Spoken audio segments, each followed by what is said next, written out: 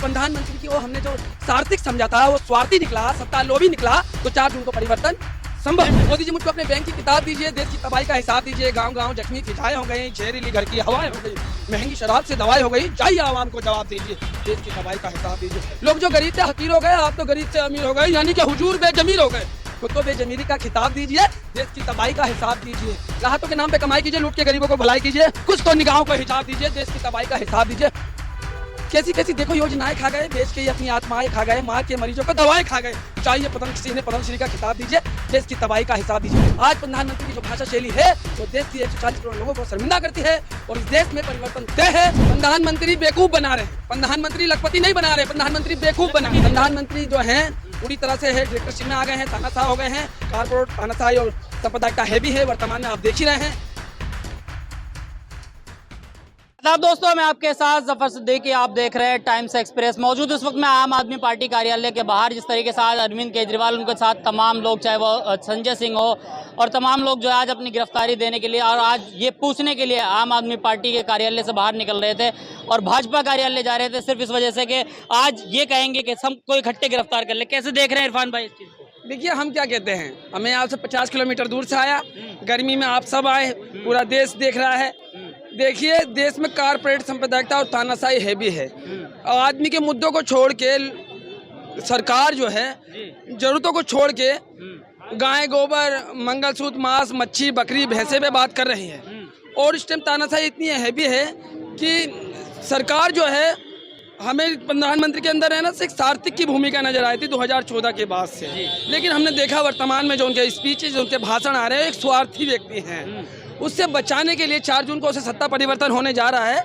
देश की एक बड़ी आबादी जो है ये अपेक्षा करी थी कि प्रधानमंत्री उन्हें कुछ देंगे, लेकिन इंडिया गठबंधन क्या देने जा रहा है? इंडिया गठबंधन हर देश के हर गरीब परिवार की महिला को 8500 रुपये महीना, सालाना 1 लाख रुपया और 10 किलो राशन, 500 रुपये का जो है आपको सिलेंडर, मनरेगा 400 रुपये का और 25 लाख रुपए का हेल्थ इंश्योरेंस, ना जाने कितनी और चीज़ें। ये विजन है, गरीब आदमी की ज़रूरत है, लेकिन आज के दौर में आप देख ही रहे हैं।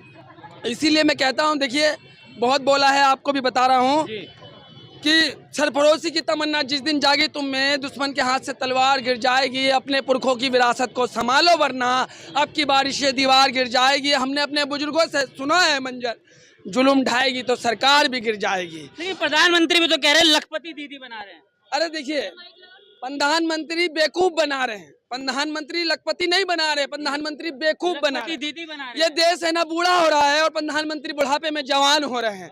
आप 30 साल पहले की वीडियो निकालिएगा ना, प्रधानमंत्री सांवले थे और 30 साल बाद जवान और गोरे और चिट्टे और फिरंगी हो गए हैं। वो बातों से भारतीय और पूरे देखने में विदेशी हो गए हैं। तो इस बात को समझने की जरूरत है। एक सभा को संबोधित करते हुए प्रधानमंत्री ने कहा कि मेरे 70 साल के बुजुर्गों में आपका बेटा। अरे मेरे 70 साल के बुजुर्गों, आपका बेटा 5 साल बड़े ना हुआ मोदी जी, लेकिन देखने में जवान, खाई पिलाई भाई, लंबा लंबा लेट रहे, उठ रहे, बैठ रहे। और पता है ना भैया, सारा दुनिया का सुख उनके पास है। इस देश की मेहनत का आबादी, एक आम जनमानस, एक जरूरतमंद व्यक्ति जब ये अपेक्षा करता है कि मेरा बच्चा 12th या ग्रेजुएशन करने के बाद, बीटेक या बीए करने के बाद प्रधानमंत्री क्या लेके आ रहे हैं विजन के तौर पे, जो मेरे बच्चे के भविष्य को आगे सेटल करेगा, तो वो देख रहे हैं। प्रधानमंत्री कह रहे हैं मन से कि ज्यादा बच्चे पैदा करने वाले मुसलमान, मंगलसूत्र, गाय, भैंस, गोबर पे अटका दिया जीवन। तो इस देश की मेहनत का आबादी देख रही है कि प्रधानमंत्री की वो हमने जो सार्थक समझा था वो स्वार्थी निकला, सत्ता लोभी निकला। तो 4 जून को परिवर्तन संभव है। भ्रष्टाचारियों को जेल भेजने का काम कर रहे हैं प्रधानमंत्री भ्रष्टाचारियों को जेल नहीं भेजना चाह रहे, बलात्कारियों को जेल। प्रधानमंत्री जो हैं पूरी तरह से है डायरेक्टरशिप में आ गए हैं, तानाशाह हो गए हैं। कारपोरेट तानाशाही और सांप्रदायिकता हैवी है, वर्तमान में आप देख ही रहे हैं। अब तो कोई छोटे मोटे छुटपुट नेता क्या बोलते हैं, अब तो बतौर प्रधानमंत्री ही धर्म और जाति को लेके खुले शब्दों में, खुले मंच पे, विश्व के पटल पे अपनी बात रख रहे हैं, जिससे हमारा शीश तो झुकता ही है और पूरी दुनिया में भारत का नाम भी धूमिल होता है। क्योंकि जब प्रधानमंत्री जैसी शख्सियत मंच पे खड़ा होकर अपनी देश की दूसरी आबादी को अगर अपमानित करने की कोशिश करेगा तो देश इससे शर्मिंदा होता है। लेकिन आज आप अरविंद केजरीवाल के समर्थन में यहाँ पर पहुंचे हैं। अमित शाह ने यह कहा कि अरविंद केजरीवाल जहाँ जहाँ सभा को संबोधित करेंगे उनको अपने कुकर्मों की याद आएगी। अरे वो तो देश जान रहा कौन कुकर्मी है, देश जान रहा कौन कुकर्मी है। देश की पावन धरती पे बड़े बड़े टैलेंटेड खड़े हुए हैं, 100 तक जिन्हें गिनती नहीं आए वो बीसीसीआई अध्यक्ष बने पड़े हैं। पापा के जैसी शकल होने के बाद वो पापा जैसे टैलेंटेड तो नहीं है, लेकिन भैया नाम है, गृह मंत्री के बेटे हैं, तो भैया बीसीसीआई अध्यक्ष हैं। तो कुकर्म कौन कर रहा हो तो देख ही रहा है ना। ब्रजभूषण के बेटे को भी तो टिकट मिला है। सबका बदला लेगा रे तेरा भाई। अच्छा। गैंगस्टर बासुपुर देखे ना, हम उसको समर्थन नहीं देते, लेकिन सबका लेखा जोखा लिखा जा रहा है, सबका हिसाब होगा। वक्त की कोख में क्या पल रहा है ये वक्त बताएगा। मैं क्या कहता हूँ, मोदी जी मुझको अपने बैंक की किताब दीजिए, देश की तबाही का हिसाब दीजिए। गांव गांव जख्मी फिजाएं हो गई, जहरीली घर की हवाएं हो गई, महंगी शराब से दवाएं हो गई। जाइए आवाम को जवाब दीजिए, देश की तबाही का हिसाब दीजिए। लोग जो गरीब थे हकीर हो गए, आप तो गरीब से अमीर हो गए, यानी कि हुजूर बेजमीर हो गए। खुद को बेजमीरी का खिताब दीजिए, देश की तबाही का हिसाब दीजिए। लूट के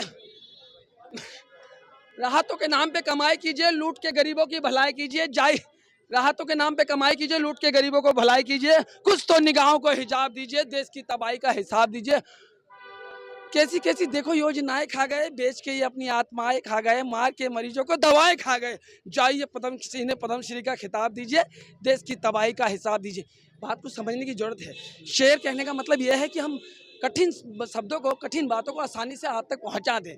आप समझ रहे हैं, गांव गांव जख्मी फिजाएं हो गई, आज भाई से भाई को बटा हुआ। देखिए विवाद कहाँ नहीं है। 2010 या 11 में ना देश का एक उद्यमी यानी उद्योगपति परिवार मोंटी चड्डा और हरदीप चड्डा शूट आउट हुआ था। तो विवाद कहाँ पे कहीं भी हो सकता है। उसे आप धार्मिक, जातीय या किसी तरीके का सियासती रंग नहीं देना चाहिए, उसे समेटना चाहिए। परिवार के मुखिया की जिम्मेदारी है, घर अगर कहीं से टूटा है तो उसकी मरम्मत करे, उस पर पूरी दरार ना पहले। आज प्रधानमंत्री की जो भाषा शैली है वो देश की 140 करोड़ लोगों को शर्मिंदा करती है, और इस देश में परिवर्तन तय है।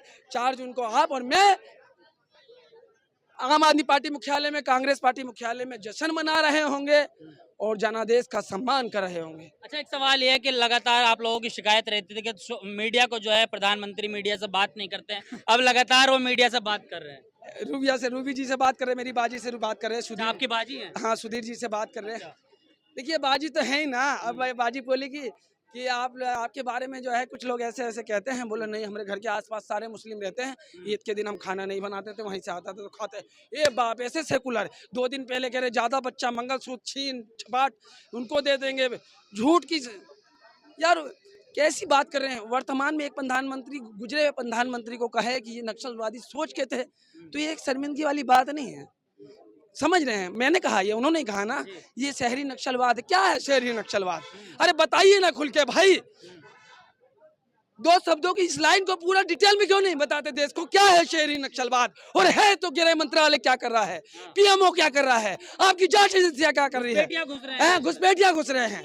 आप क्या कर रहे हैं? और ज्यादा बच्चों पे बात कहें, आशा बहन बहुत सालों से इस देश में जागरूक कर रही है लोगों को फिजिकली, और भी कई संस्थाएं, स्कूल से, छोटे स्कूलों, बड़े स्कूलों की फीमेल जाके महिलाओं से बात करती हैं फिजिकली। किस तरीके से काम चल रहा है यार, समझ रहे हैं? कहीं ना कहीं कमी रही है। और इस पे हम एक मजाक कर दे, मोदी जी, इस पे हम एक मजाक कर दे। हमसे क्यों जलते भाई? दुनिया में आए तो कुछ ऐसा ऐसा कुछ कदरदान, जिस गली कूचे से गुजरे तो पीछे से आए आवाज, अब्बा जान अब्बा जान। क्या करोगे तुम? क्यों चिढ़ते हो? उम्मीद में तुम करो, कहा मैं कि ऐसा नहीं, ऐसी बातों को भाई मजाक है। अच्छा, अब एक पत्रकारों पर जो हमला हो रहा है, आपने देखा पत्रकारों पर, उसको कैसे देख रहे हैं? बहुत लंबी बात है, इसको बड़ा आसानी से बताइए। देखिए, एक पत्रकार ने एक महिला से पूछा, ये एक पत्रकार का दायित्व है, आप लोग सब जिम्मेदार हैं। एक पत्रकार की जिम्मेदारी है वो पूछे कि भैया क्या परेशानी है, कैसे आए हो, क्या है नहीं। पत्रकार जो है ब्राह्मण थे, पत्रकार ब्राह्मण थे ना, पत्रकार ब्राह्मण थे। उन्होंने पूछा, ये माँ कैसे आई हो, बहुत थोड़ी भोजपुरी लहजे में। उन्होंने कहा, आए हैं भैया, 150 मिल जाए। 150 मिल जाए।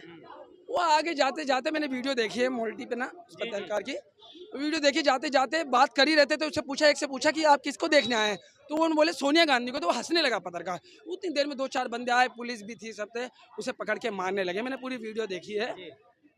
इस पे उसे मारते हुए कहने लगे, पता क्या है, वो तो जो प्रधानमंत्री और उनके कैबिनेट मंत्री कहेंगे कपड़े से पहचान लो, तो ये तो किसी को भी पहचान के ही मारेंगे ना, धर्म नाम जाति तो पूरे मारना तो किसी को भी नहीं चाहिए। और क्यों मारे? लेकिन जैसे नेता वैसे कार्यकर्ता।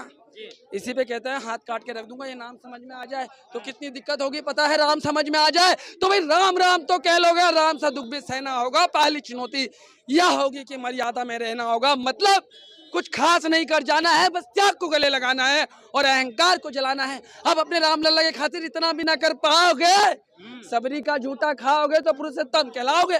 काम क्रोध के भीतर रह के तुमको शीतल बनना होगा, बुद्ध भी जिसकी छाव में बैठे ऐसा पीपल बनना होगा, बनना होगा, बनना होगा। और ये सब कुछ वहां भी सुनने में रहकर प्यारे, तभी तुम्हें पता चलेगा कितने अद्भुत राम हमारे। मारने पीटने से नहीं होगा। तो मंदिर बनाया है ना प्रधानमंत्री ने, कह रहे हैं कि इंडिया अलायंस सत्ता में आएगी तो बुलडोजर चला देगी। मंदिर, मस्जिद, गिरजाघर, चर्च, गुरुद्वारे आस्था का मंदिर होता है।